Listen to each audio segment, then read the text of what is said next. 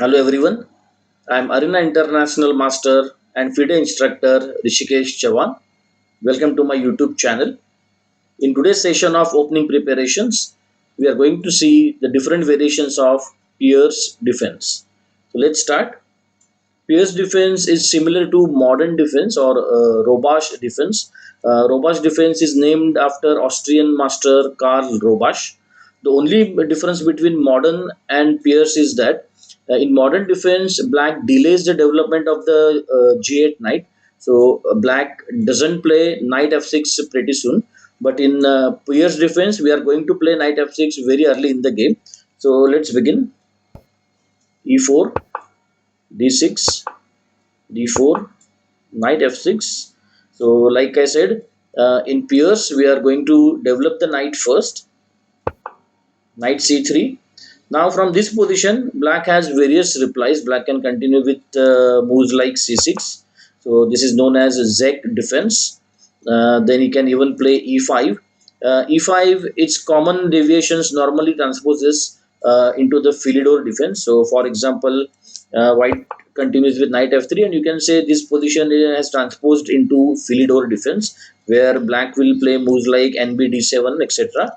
Also, in this position, black has an option of playing e6, and this position will convert into Scheveningen variation of Sicilian defense. So the moves are like this: knight f3, bishop e7, bishop b5 check, c6, bishop goes back to e2, castles, bishop e3, c5.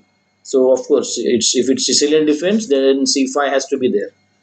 Castles, cd4, and d4, and now this is the original position. We can say this is the starting position of Scheveningen variation of Sicilian defense. But here we are going to play g6, so which is Pirc defense. f4, f4 is called as Austrian attack. Apart from f4, let's see how many options white has. White can continue with the classical variation of Pirc by playing knight f3. The game may progress ahead like this: bishop g7, bishop e2, castles, castles, bishop g4, h3. Here, instead of h3, white can even play bishop e3. We'll check that variation after this. Bishop into f3. As you can see, because of this g6 pawn, black cannot push his bishop back to h5, or it will get trapped by g4. So after h3, black has to decide whether he wants to take the bishop back to d7 or he wants to capture. Capturing the knight is better. Knight c6, bishop e3, and e5. This is the reason why capturing the knight on f3 is better, because this f3 bishop is now not very active. It is blocked by his own pawn on e4, d5, bishop e7, and this position is equal. The only difference is that white is having a bishop pair. On the other hand, black is having knights. Right now the position is blocked, so this position should favor the knights. So because of that, we can say that black has a slight advantage, not a big advantage. Also, in this position, after knight bishop g4, white can continue with bishop e3. White can totally ignore the bishop on g4, because whether he plays h3 or not, if black wants to capture the knight on f3, he will capture the knight on f3, irrespective of whether white plays h3 or not. So white totally ignores bishop g4 and he continues with bishop e3, knight c6, e5. Now here again, white has two options: either he can exchange the pawns in the center, or he can push the pawn ahead. Let's see what happens if he captures. So here, of course, black should vacate the square for his rook. One pair of rooks is exchanged.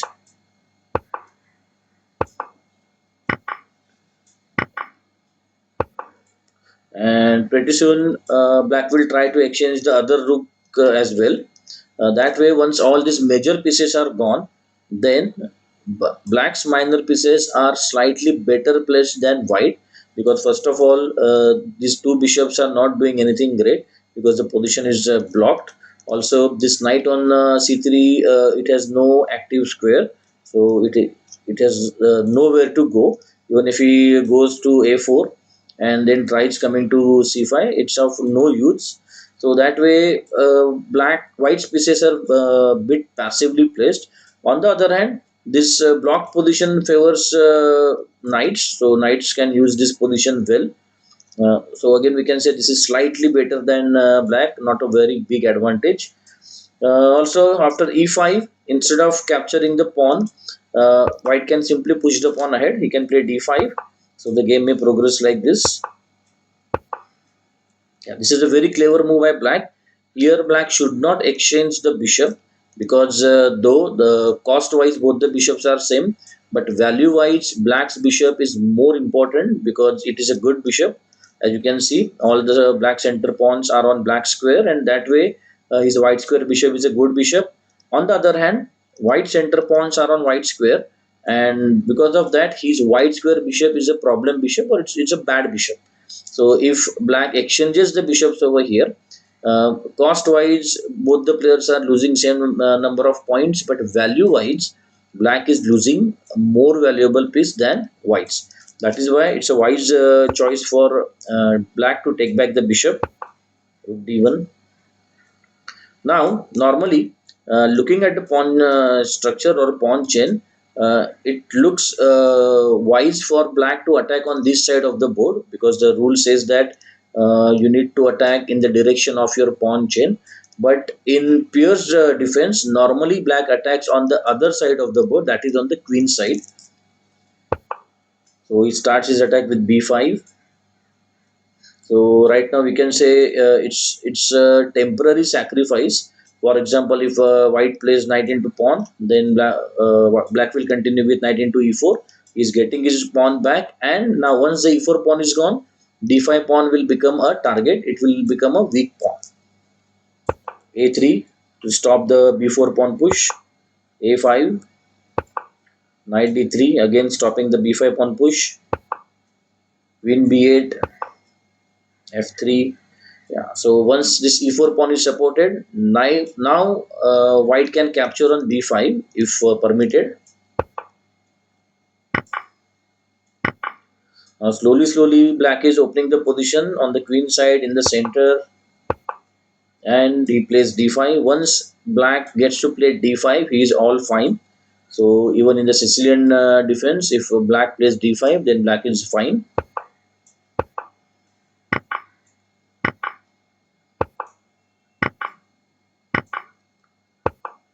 And after this few moves, we can say position is roughly equal. Though white's pawn structure is horrible. He has 1, 2, 3, and 4 pawn islands, not to mention this double isolated pawn on a file, and all the black pawns are isolated. That way, once the heavy pieces are exchanged, it will be difficult for white to defend his weaknesses. So that way, we can say black's position is better. One thing we need to keep in mind is that white already has an outside passer on the a5, so black has to take that into consideration before exchanging the heavy pieces. Now here he can also play h3 directly. So instead of getting the bishop to e2, white can play h3 to stop future bishop g4. So that way black can continue with castles. Bishop e3, a6, a4, b6, bishop d3, bishop b7. Again, see, Pirc defense is like a modern defense. Now, the modern idea is to let opponent create a strong center, and then black has to start attacking the center. So the logic behind this idea is that half the time white will be busy in building the center, and remaining half time he will be busy in defending the center. That way he won't get a chance to launch his attack. Now this sounds logical, but the negative side of this plan is that black has already given white an opportunity to build a strong center. Now if black cannot destroy the center, then the strong center will steamroll black, and then it will be an easy win for white. So black has to be very careful in this. Apart from classical variation of knight f3, white can even try f3. So this is Argentine attack. So the game may progress ahead like this: bishop b7, bishop e3, castles, queen d2. Now this is queen d2 is a tricky move. Whenever black develops his bishop on g7, uh, white's main idea is to play bishop e3 and queen d2. This idea is a multi-purpose idea. Here white aims to castle on the queen side so that he can launch an attack through h file. Also, he wants to exchange this strong bishop by playing bishop h6. So whenever opponent's bishop is on g7 or black's bishop is on g7, white will try to exchange that bishop by playing bishop e3 and queen d2. c6, b5. So again, black starts his attack on the queen side.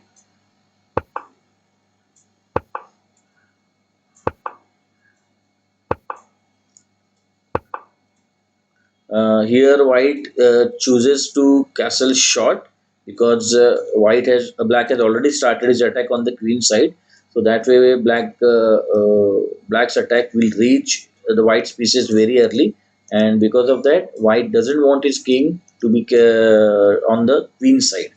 So he chooses to castle on the shorter side, but that way he has stopped all the future ideas of opening the h file and launching a direct attack against black's king.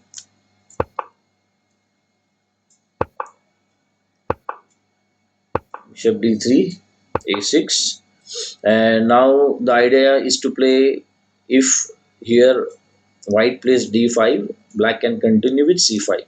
So which wasn't possible initially, I mean before a6, because here after d5, if black plays c5, then straight away knight into pawn, black is dropping a pawn for free. That is why he had to support the pawn first, and now he's ready to face d5 with c5. So this is also a good idea. There is one more variation where variation in Argentine attack, where black plays e5 early in the game. Long castles, queen into queen, rook into queen. So here black's idea is to develop the pieces as quickly as possible and try to exchange as many pieces as possible, so that position will be simple. There won't be any hidden tactics in it. So here black aims to simplify the position by early exchanges. So again he will capture and knight c6. This variation of Argentine attack is called 150 attack because in British rating system, 150 rating is similar to ELO 1800. So players of this strength can easily play this position and get strong play without any proper theory or proper preparation. So that is why this theory or this variation in Argentine attack is called 150 attack. Apart from this, white can play bishop e3 on the fourth move. So we have checked Argentine attack. We have checked this classical system. So here we are checking bishop e3. So let's see what happens if white plays bishop e3 on the fourth move. Again, black will continue with his development. h3 is required to stop future bishop g4 pinning the knight on f3.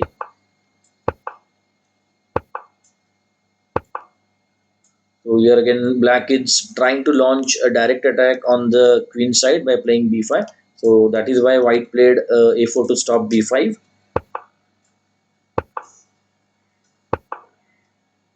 So here again black allowed white to build a strong center. Now he must attack the center. So in that way he played e5, d5, d5, queen d8, rook d8, bishop c4, h6. h6 to stop this pinning of the knight for the rook, because normally whenever this bishop pins the knight, black plays c6 so that this pinned knight cannot be attacked again by the white knight on c3. But right now, because black has developed his knight on c6, pawn c6 is not possible over here. So black must take care of this bishop g5 pin. That is why h6 is played. Castles, knight e8. So knight is heading for a better square on e6, where from where he can attack the bishop and he can put pressure on this e4 pawn. There is one more system where white continues with g3. This system is called Sveshnikov system. So let's see how it is played. Bishop g7, bishop g2, castles, nge2. So here, after playing nge2, it seems that white in future white will try to play f4, e5, exchange, queen into d8, queen into d8. Again, position is getting simplified.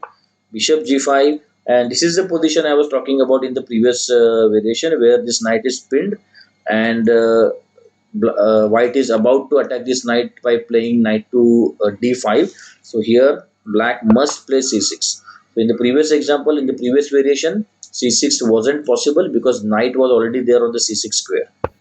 Castles, bishop e6, and the position is equal. All the pieces are developed.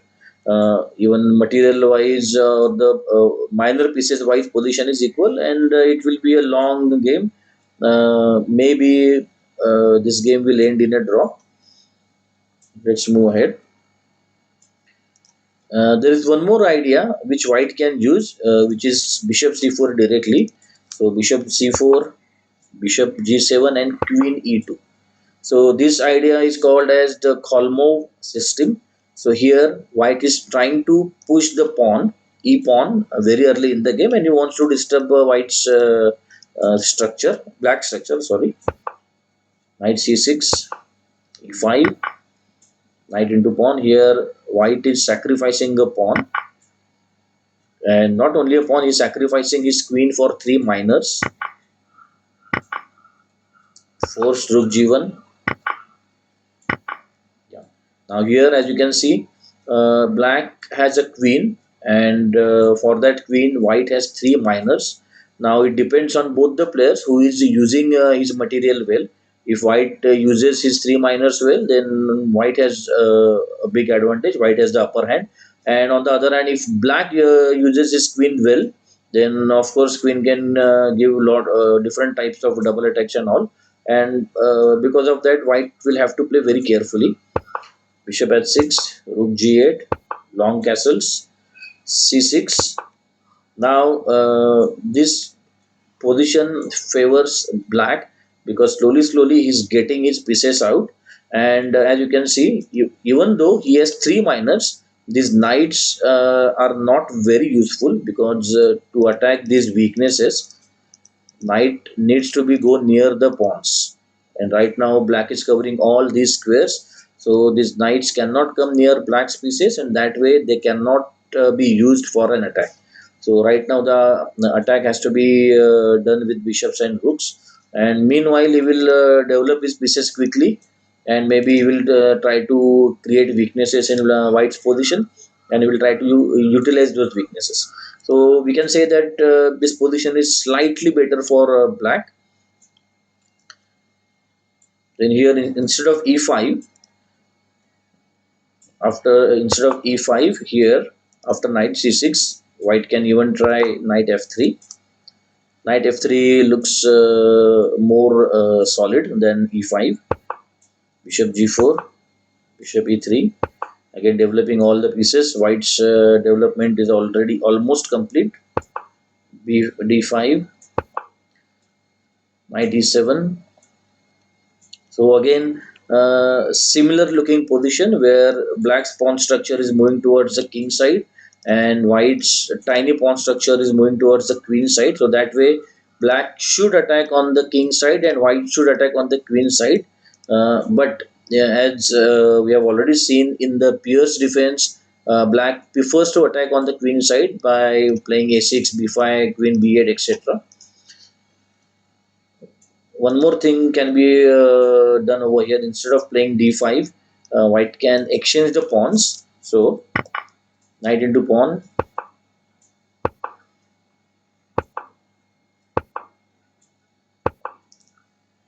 Now once white plays h3, now black has to worry about this g4 pawn push, so that is why he must capture. Now the g4 move is not possible, and that way bishop pawn h5 is safe. And not only safe, it is pressurizing the f3 pawn, and f3 pawn is pinned. So before white can move his queen away, white will have to do something about that f3 pawn. So this knight is moving towards e5, where he can attack this f3 pawn, and that way he will get more material. He is definitely going to get one pawn, and maybe in this skewer he will get an exchange also. Rook at g1. So rook g3 is forced. C6, and again we can say black is pressurizing all the weaknesses, but white is doing well. He has kept all his weaknesses in check, and that way this again game will go on for a long period, or the long moves. Now finally we'll check the famous Byrne variation introduced by legendary Robert Byrne in the 1960s. So again, the idea is to play queen d2 very quickly, so that white has an option of castling long, and then he can exchange the bishop on g7. That is why cleverly in this Bayern variation, black delays the development of this bishop. So he starts his attack directly with b5. Now the threat is to play b4, and once the knight moves away, knight into pawn is a free pawn. So forced, bishop d3, bishop h6, e5. Normally, black doesn't capture on h6, because then white queen is on white queen comes on h6, and that way in future knight g5 will be problematic for black if its king is there on g8 after castling. But in this position, uh, black's king is stuck in the middle of the board, and that way knight g5 is not very strong, not very useful over here. Also, right now the pawn is defended by knight, and there is no way white can remove this knight by playing knight to d5. So in Sicilian Dragon, Yugoslav variation, this is the common idea of white to open the h file and perform a checkmate on h7. And to do that, he needs to remove this f6 knight, and this is done by playing knight d5. So in this position, or in this variation, this knight d5 idea is taken care of. So knight d5 is not possible, and that way even after queen comes to h6, it's not very harmful for black. A into d4, knight into d4. So queen supports the loose c6 pawn, and at the same time attacks the knight. Yeah. So again, white has pieces in the center, but his king is stuck just like black's, and queen is stuck on the corner on h6. On the other hand, according to the ideas of Pirc defense, black has started his attack on the queen side, and after a6, after supporting the pawn, he will start pushing the pawn ahead, and maybe bishop b7, and he will put more pressure on this c4 pawn in the middle. The only problem for black is he has to think about this king's safety. So maybe he should castle long. I don't think castling long is a good idea, because any which way he is going to push the pawn side, and there will be a lot of open lines on the queen side. But this variation is definitely playable. So let's continue with our original game, that is f4. This is Austrian attack.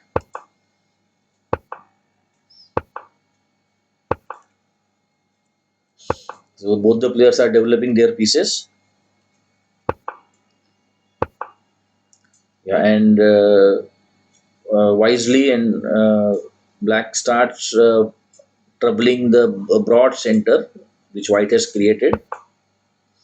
Here, white can think about capturing this knight, and that maybe that way he can capture the pawn over here. But then position arising after this capture is not suitable for white, because the b file is open. Queen b6 check can come later on.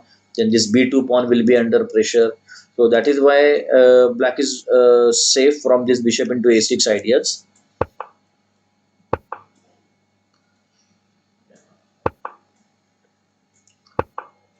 So now here black should try pushing the b pawn ahead.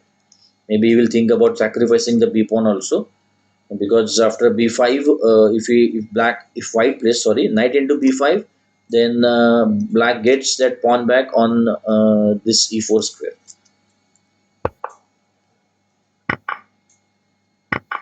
Yeah, that is why capturing on f3 with the queen is important. Again, black is trying to play b5. Of course, white will stop it, but that's the only plan left for black.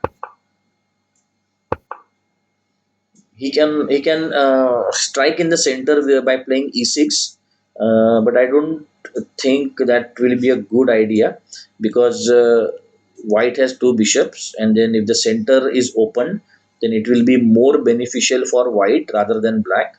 So it's better for black to open the b file. That way, these long range pieces won't come into the play.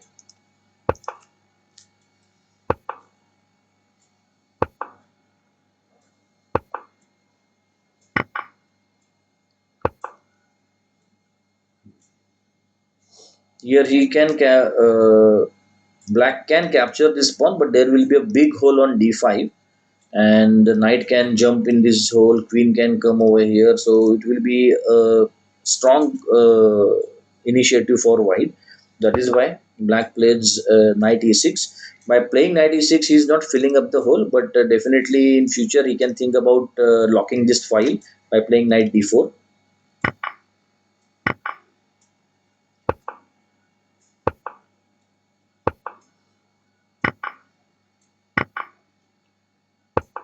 Right now, black has one extra pawn, but very soon white will recover that pawn, and now the material is equal. The only difference is that black is having pawn majority on the king side, where there are three pawns compared to white's two, and on the queen side, white is having pawn majority, three against two. So the rule says that you should play where you have pawn majority on the board. So with this logic, white should plan his attack on the queen side, whereas black should continue on the king side. So black is trying his best not to let white a big advantage on the queen side.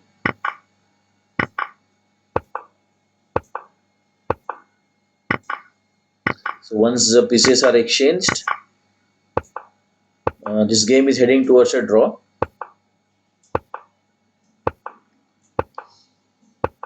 So both the players are trying for the advantage. Here, white is trying to exchange the queens. Of course, black is a higher rated player.